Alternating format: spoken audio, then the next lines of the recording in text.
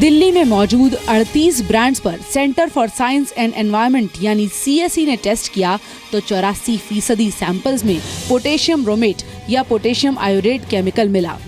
Potassium bromate से cancer हो सकता है तो पोटेशियम आयोडेट से थायराइड से संबंधित बीमारियां होने का खतरा रहता है। आदर्श स्थिति में पोटेशियम ब्रोमेट को हानि रहित ब्रोमाइड में बदला जाना चाहिए, लेकिन बेकिंग कंडीशन में चूक की वजह से ब्रोमेट के कण ब्रेड पर चिपके रह जाते हैं। बर्गर का ब्रेड हो गया या पिज्ज़ा का ब्रेड हो गया, इन सभी को हमने 2 केमिकल्स के लिए टेस्ट किया, पोटेशियम ब्रोमेट और आयोडेट।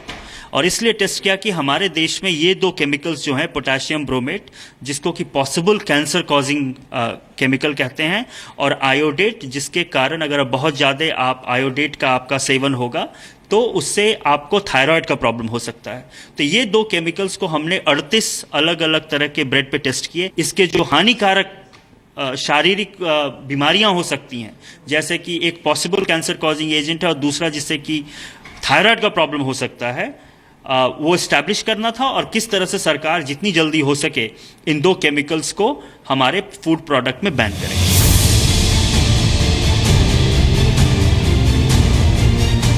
जिन कंपनियों की ब्रेड में कैंसर वाले केमिकल मिले हैं उनमें perfect bread, harvest gold, Britannia जैसी नामचीन कंपनियां शामिल हैं। जांच में पाया गया कि सिर्फ परफेक्ट ब्रेड ने अपने पैकेट्स पर पोटेशियम ब्रोमेट के इस्तेमाल का लेबल लगाया था, जबकि ब्रेड बनाने वाली कोई भी कंपनी पोटेशियम आयोडेट इस्तेमाल करने का लेबल ही नहीं लगाती। CSE से ब्रिटानिया ने दावा किया कि वो अपने ब्रेड प्रोडक्ट्स में पोटेशियम ब्रोमेट या आयोडेट का इस्तेमाल नहीं करता। CSE के टेस्ट में डिफेंस बेकरी के प्रोडक्ट्स में कैंसर वाले केमिकल नहीं मिले। सीरियस है तो फिर बैन करना चाहिए, प्रॉब्लली हम रोकेंगे अपने आप को। काफी दिक्कत हो जाएगी ये तो। ऑफ कोर्स वील स्टॉप, तो हमारे यहाँ होता ही रहता है। इन कितनी सच्चाई है वो हमें जाननी पड़ेगी। आने वाले समय में जो ये ब्रेड खाता है उसको कैंसर होगा, ट्यूमर होगा, ये सुन के तो हर परिवार के सदस्य को शॉक लगने वाला है। ब्रेड खाने से वजह से बीमारियां होती है तो सरकार ने इसके ऊपर ठोस कार्रवाई करनी चाहिए। पिज्जा बर्गर बनाने वाली मल्टीनेशनल कंपनियों KFC, पिज्जा हट, डोमिनोज, सबवे और मैकडॉनल्ड्स के प्रोडक्ट्स में भी ये हानिकारक केमिकल्स पाए गए हैं। सिर्फ डोमिनोज को छोड़कर बाकी सब ने CSE से कहा कि वो पोटेशियम ब्रोमेट या आयोडेट का इस्तेमाल नहीं करते। CSE ने एक रिपोर्ट भेजी है जिसमें उन्होंने ब्रेड के बारे में कुछ बात कही है। मैंने अपने अधिकारियों को कहा है कि इसकी तुरंत जांच की जाए। FSSAI इस विषय को देख रही है। बहुत जल्द सरकार इसकी डिटेल्स को देख करके जो भी इसमें उचित कदम उठाने को होगा वो हम उठाएंगे। ब्रेड या खाने पीने की चीजों में इन केमिकल्स का इस्तेमाल गैर कानूनी है। यूरोपियन यूनियन, कनाडा, ऑस्ट्रेलिया, न्यूजीलैंड, Zealand, Sri Lanka, Brazil, Nigeria, Peru, Colombia में पोटेशियम ब्रोमेट के इस्तेमाल पर रोक लग चुकी है। WHO ने तो 1992 में ब्रेड बनाने में पोटेशियम ब्रोमेट के इस्तेमाल के खिलाफ राय दी थी। सवाल है कि भारत में खतरनाक केमिकल से ब्रेड के आटे को ट्रीट करने की छूट क्यों दी जाती है?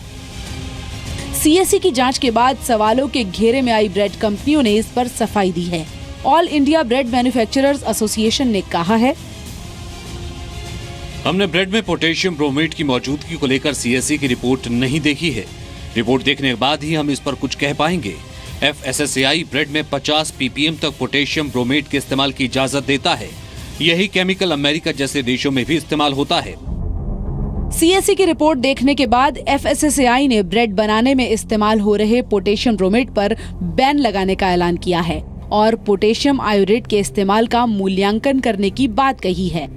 ये ग्राहकों के लिए राहत भरी खबर है, लेकिन सवाल ये है कि नियमों के अभाव और मुनाफाखोरी के लालच के बीच आम लोगों की सेहत का सैंडविच कब तक बनता रहेगा? अश्विनी गुप्ता के साथ रूफी जैदी, जी मीडिया, दिल्ली। हमें आपकी सेहत की चिंता है, इसलिए हमने कुछ ऐसे आंकड़े आज निकाले हैं जो ये बताते हैं कि भारत एक बीमार देश बनता जा रहा है और इसके लिए हमारी खाने पीने की आदतें जिम्मेदार हैं।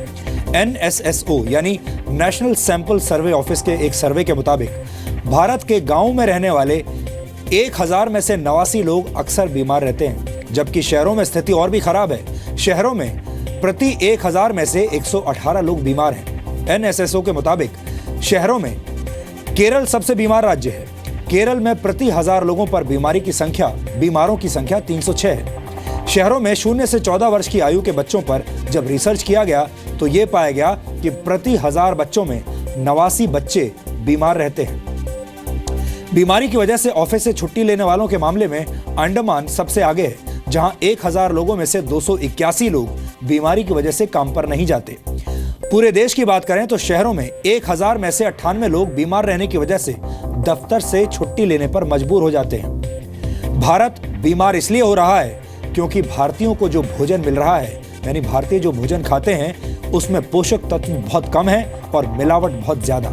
इसलिए इस मिलावट की जांच भारत में बड़े पैमाने पर हो नहीं पाती। भारत में खाद्य और पेय पदार्थों की जांच का जिम्मा food safety and standards authority of India के पास है। फिलहाल इस अथॉरिटी के पास देश भर में सिर्फ 152 लैब्स हैं, यानी प्रति 9 करोड़ लोगों पर सिर्फ एक जांच लैब है। 2013 से 2015 के बीच इस अथॉरिटी ने 72,200 सैंपल्स लिए और सितंबर 2014 तक सिर्फ 28,971 सैंपल्स की ही जांच हो पाई। यानी देश की 152 लैब्स में दिन भर में सिर्फ 200 सैंपल्स की ही जांच हो सकती है। इस एसोसिएशन ने 2013 से 2014 के बीच अपनी अपनी जांच में 13,571 सैंपल्स को फर्जी और मिलावटी पाया। यानी जांच के लिए हासिल किए गए हर 5 नमूनों में से एक फेल हो गया। 2014 से 2015 के दौरान पंजाब में मिलावट के 161 मामलों में दोषियों को सजा हुई। यानी मिलावट करने वालों को सजा देने के मामले में पंजाब पूरे देश में नंबर 1 पर रहा। 2014 से 2015 के बीच नई प्रयोगशालाएं बनाने के लिए 30 करोड़ रुपए आवंटित किए गए हैं, लेकिन पैकेज्ड फूड के बढ़ते कारोबार को देखते हुए ये रकम काफी नहीं मानी जा सकती।